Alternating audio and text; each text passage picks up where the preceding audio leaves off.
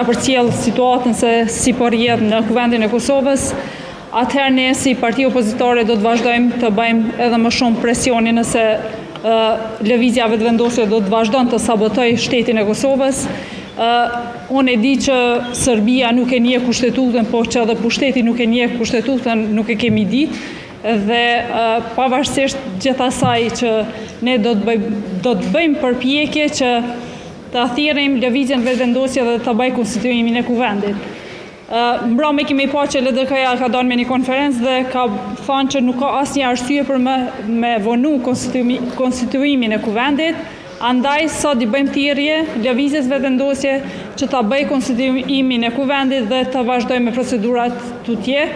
Vendi jonë ka shumë punë për të bërë, ka shumë tema për të diskutuar, ku të cilat janë shumë të rëndësishme për vendin tonë, andaj sot i bëjmë edhe një herë thirrje lëvizjes vetëvendosje, mos të shkojë në zyrat ilegale, të rrijë aty dhe të vijë në kuvend, ta bëjë konstituimin dhe të vazhdojmë punën tutje. Faleminderit shumë.